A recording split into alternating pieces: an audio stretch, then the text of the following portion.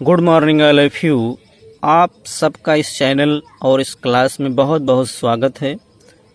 यदि आप नए हैं और इस चैनल को सब्सक्राइब नहीं किया है तो आपको सर्वप्रथम इस चैनल को सब्सक्राइब करना चाहिए, जिससे आपको सभी प्रकार के वीडियो समय समय पर प्राप्त होते रहें। तो विद्यार्थियों, आज हम सब इंटरमीडिएट पोइट्री का 4th चैप्टर पढ़ने का प्रयास करेंगे। My topic is from an elegy written in a country churchyard, जो कि थॉमस ग्रे द्वारा कंपोज्ड किया गया है। आपके सिलेबस में पोइट से संबंधित क्वेश्चन नहीं आते हैं, केवल टेक्स्ट वर्क स्टैंजा जो है आपके सिलेबस में प्रिस्क्राइब्ड है उसके बारे में आता है। तो डायरेक्ट हम उसको पढ़ने का प्रयास करेंगे। Attention, I love you.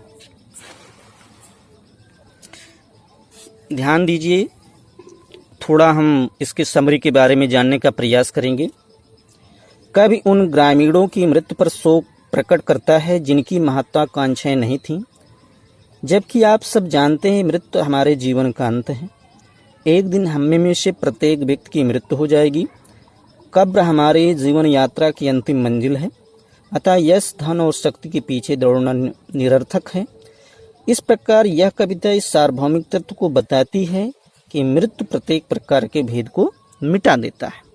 तो कवि कब्रिस्तान में बैठा हुआ है और वहाँ पर इस प्रकार से वो विचार कर रहा है। तो आपके सिलेबस में केवल 5 स्टैंजर्स दिए गए हैं, जबकि नंबर्स ऑफ स्टैंजर्स हैं इसमें। तो हम केवल 5 स्टैंजर्स के बारे में पढ़ने का प्रयास करेंगे। Attention all of you once अगेन। फर्स्ट स्टैंजा है, यहाँ देखेंगे। The curfew tolls the knell of farting day, blowing hard wind slowly where they lay. The ploughman homeward plods his weary way and leaves the world to darkness and to me. ध्यान दीजिएगा, curfew means क्या होता है? Ringing of bells, घंटियों का बजना। Tolls means होता है धीरे धीरे रिंग बजना। नेल मीन्स क्या होता है? साउंड ऑफ बेल एट फेनरल, अंतिम क्रिया के समय घंटी के बजने की आवाज। पार्टिंग मीन्स होता है फेयरवेल, डिपार्चिंग, जाना, विदाई। लोइंग हेड, हेड एक ग्रुप जो कि आपके जो है कलेक्टिव नाउन के बारे में बताता है। तो लोइंग हेड मीन्स क्या होता है? ग्रुप में पशुओं का झुंड। स्लोली मीन धीरे धीरे। ली मीन्स होता है चरागाह। प्लाउ मैन मीन्स क्या होता है? जो खेती का कार्य करने वाले हैं, किसान लोग। होम यार्ड, घर की ओर। प्लॉट्स मीन्स होता है धीरे धीरे, slowly and slowly. Very, way means होता है थक कर, बे मीन्स रास्ता। लीव्स स्टैंड फॉर लेफ्ट, हो जाना, जाना, गो अवे। डार्कनेस, अंधकार के। टू में स्टैंड फॉर थॉमस ग्रे। कवि, यहाँ पर आपको ये जानना चाहिए, कवि कब्रिस्तान में बैठा हुआ है। आप जानते हैं कि सुबह शाम जो धार्मिक क्रियाएं होती हैं, तो शाम का समय है, कब्रिस्तान में कभी बैठा हुआ है, तो वो गिरजाघर जो चर्चयार्ड है उसकी घंटियों की आवाज़ बजती है। इससे पता चलता है कि अब दिन समाप्त हो गया है। तो कभी कह रहा है the curfew tolls the knell of 14 curfew tolls knell stand for the bells of the churchyard, अर्थात गिरजाघर की घंटी के धीरे धीरे बजने की आवाज यह बता रही है कि आप पार्टिंग डे, दिन समाप्त हो गया है। ठीक है। The lowing herd wind slowly दिल्ली, और जिसके कारण से जो पशुओं का झुंड है वो अपने ली अर्थात अपने चरागाह से धीरे धीरे अपने घर की ओर जा रहे हैं। The ploughman homeward plods his weary way, खेतों में काम करने वाले जो किसान हैं तो थके हुए हैं। मीन्स खेतों में काम करने वाले थके हुए किसान भी धीरे धीरे प्लॉट्स अपने अपने घर की ओर जाते हैं। अर्थात शाम का समय है, घंटी के बजने की आवाज से सभी लोग अपने विश्राम स्थल की ओर जा रहे हैं। लेकिन क्या है? And leaves the world to darkness and to me, और इस संसार को, कभी कह रहा है इस संसार को इस अंधकार में और मेरे लिए छोड़कर चले जाते हैं। वंस अगेन, कभी कब्रिस्तान में बैठा हुआ है और गिरजाघर की घंटे की बजने की आवाज आती है। तो क्या कह रहा है, गिरजाघर की घंटे की बजने की आवाज से पता चलता है दिन समाप्त हो गया है, और जिसके कारण से चरागाहों में चरने वाले पशुओं के झुंड भी अब धीरे धीरे अपने घर की ओर जाना प्रारंभ कर देते हैं।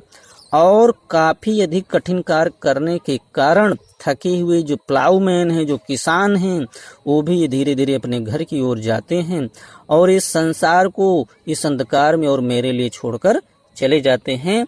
कवि बहुत लैमेंट है, कवि बहुत दुखी है। तो इसमें जानने का प्रयास करेंगे। The ploughman homeward plods his बेरीबे में ट्रांसफर्ड इप्थेट नामक फिगर ऑफ स्पीच है। जो रिदम है इसका A-B-A-B पैटर्न पर लिखा गया है, अर्थात the poem is written in iambic pentameter. ठीक है। दूसरा स्टैंजा है, beneath those rugged elms that yew tree shade where heaps the turf in many a mouldering heap, each in his narrow cell forever laid, the rude forefathers of the hamlet sleep. Rugged means होता है, क्या होता है, rough भद्दे। Elms means चेरेबल ब्रिज। Beneath means क्या होता है, नीचे। ये सदाबहार, सैड छाया। हीप्स मीन्स क्या होता है, रेज उठा हुआ। मोल्डरिंग मीन्स होता है क्रम्बलिंग, मिट्टी झरते हुए। ढेर, हीप मीन्स होता है ढेर। टर्फ मीन्स होता है उस पर घास जमा होना, घास का मैदान। Each in narrow, narrow means संकीर्ण। सेल यहाँ है, कोशकस नहीं है, यहाँ कोठरी तात्पर्य है, जो संकीर्ण कोठरियां हैं। लेड मीन्स ले जाते। रूड मीन्स असब। फोर फादर मीन्स जो पूर्वज है, अनेस्टर है। हैमलेट, हैमलेट यहाँ गांव के बारे में बताया कि हैमलेट गांव है, विलेज है। पूर्वज जिसे कहते हैं, स्लीप मीन्स सोर। कभी कह रहा है, जब अंधकार में मेरे लिए छोड़ देते हैं तो कभी क्या अनुभव कर रहा है। कभी कह रहा है, इन असभ्य, इन जंगली चिराबेल वृक्षों के नीचे, सदाबहार वृक्षों की छाया में। जैसे आप देखते हैं वनों में, देखते हैं अगर कोई मिट्टी का ढेर है, उसके बगल आप देखते हैं पेड़ है, फिर उस मिट्टी के ढेर के ऊपर सदाबहार वृक्ष उगाते हैं और उन ढेरों पर आप देखते हैं घास उगाती। वही बिल्कुल कंडीशन यहाँ पर बताई गई है।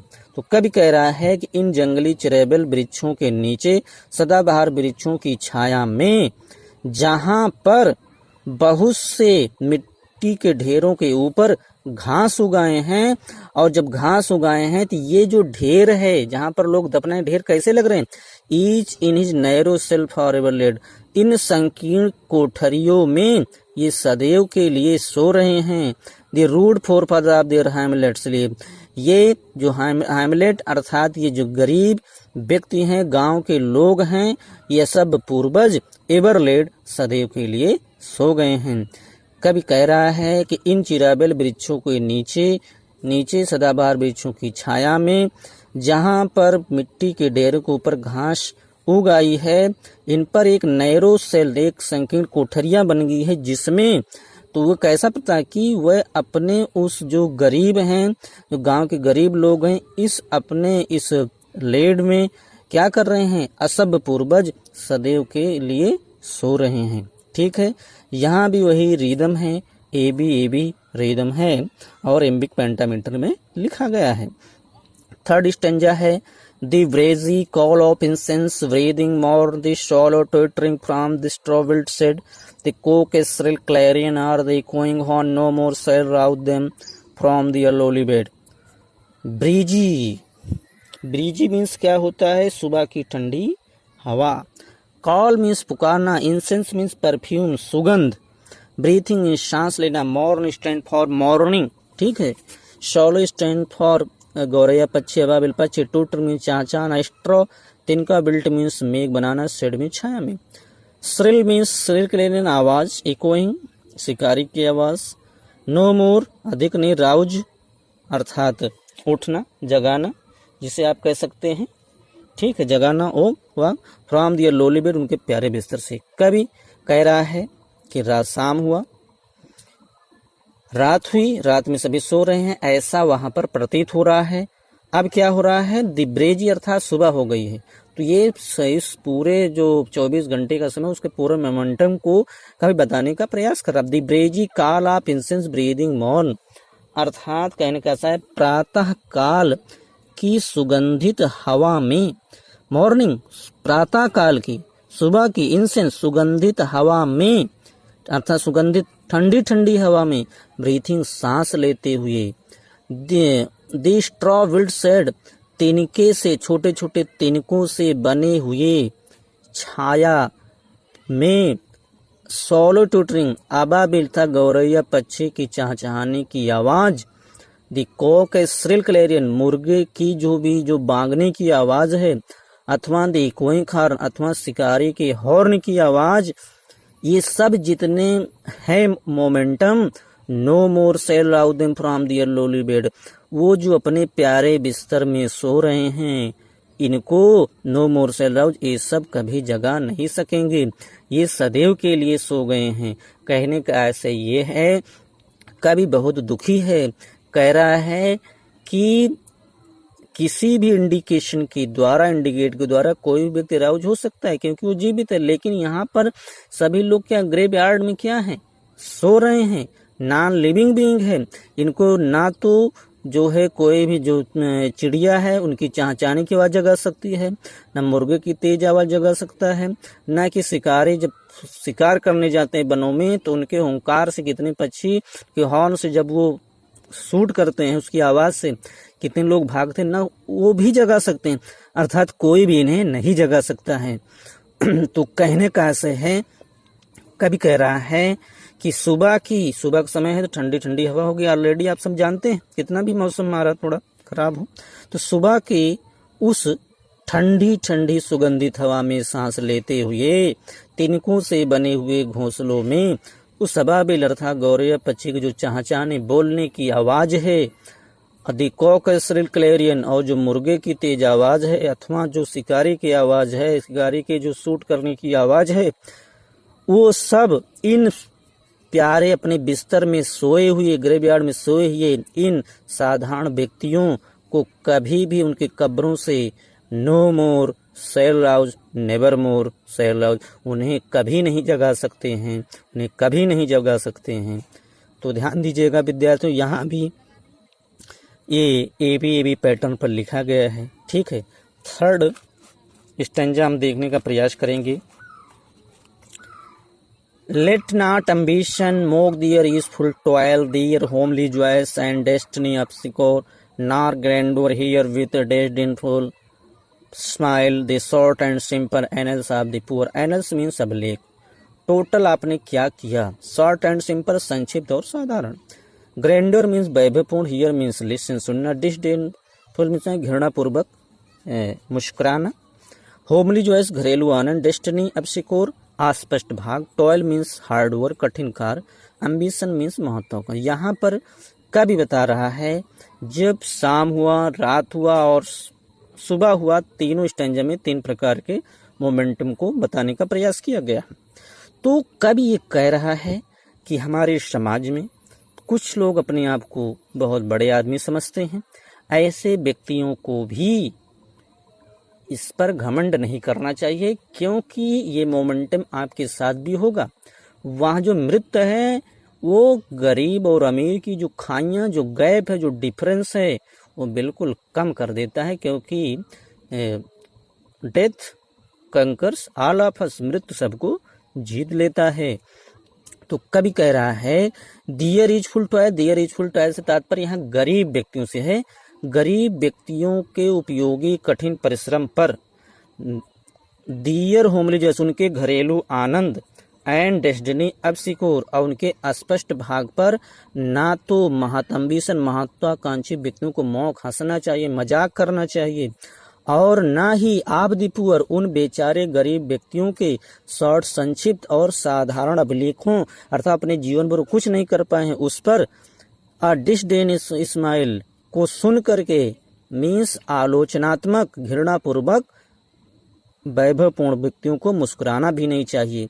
तो नाइदर नार के रूप में यहाँ बताया गया है, अर्थात उन गरीब व्यक्तियों के कठिन परिश्रम, उनके घरेलू आनंद, उनके अस्पष्ट भाग पर ना तो महत्वाकांक्षी व्यक्तियों को हंसना चाहिए, उनका उपहास करना चाहिए, और ना ही और ना ही उन गरीब अधिपु और उन गरीब व्यक्तियों के शॉर्ट संक्षिप्त साधारण अपलिखों साधारण उनके कार्यों को सुनकर इन वैभवपूर्ण व्यक्तियों को घृणापूर्वक ना तो मुस्कुराना चाहिए, अर्थात दोनों कार्य नहीं करना चाहिए। Let not mission mock the useful toil में पर्सनिफिकेशन फिगर ऑफ स्पीच है विद्यार्थियों, इसको आपको नोट डाउन करना चाहिए। ए भी रिदम पर लिखा गया है। लास्ट स्टेंजा है the boast of heraldry the pomp of power and all beauty all that wealth e'er gave awaits alike the inevitable hour the paths of glory lead but to the grave. ध्यान दीजिएगा, Herald dry means उच्च परिवार में जन्म लेना, boast means घमंड, the pomp of power शक्ति का डेमोन्स्ट्रेशन करना, प्रदर्शन करना, ब्यूटी सौंदर्य, वेल्थ धन, मनी गेव, एवेट्स प्रतीक्षा, इनवाइटेड अनिवार्य रूप से उस निश्चित समय, पैस मीन्स मान, ग्लोरी मीन्स लीड मीन ले जाता, ग्रेव मीन्स ग्रेवयार्ड जो है। तो कवि कह रहा है कि हेरल्ड राय उच्च परिवार में जन्म लेने का दिबोस्ट घमंड करने वाले व्यक्ति को, द पंप ऑफ पावर अपनी शक्ति का प्रदर्शन करने वाले व्यक्तियों को जो हैं, एंड ऑल दैट ब्यूटी उन सबका सौंदर्य, all that wealth e'er gave अथवा उनका संपूर्ण जो धन है, वेट्स लाइक इनवाइटेबल आवर वो मृत्यु का समय जो निश्चित समय है, अनिवार्य समय उसकी प्रतीक्षा करता है, और उन्हें भी the paths of glory lead but to grave उन्हें भी इसे यश के मार्ग पर, इस मृत्यु के मार्ग पर, इस कब्र के मार्ग पर ले जाता। अर्थात उच्च परिवार में जन्म लेने का घमंड करने वाले व्यक्ति को अथवा जो अपनी शक्ति का प्रदर्शन करते हैं, उनके पास ज्यादा पैसा ज्यादा घमंड है, उन सबका सारा सौंदर्य, उन सबका सारा धन सभी उस मृत्यु के, उस जो कयामत का दिन है उसका इंतजार करती है और उसे मृत्यु के उस यश के मार्ग पर, उस ग्रेव के मार्ग पर ले जाती है।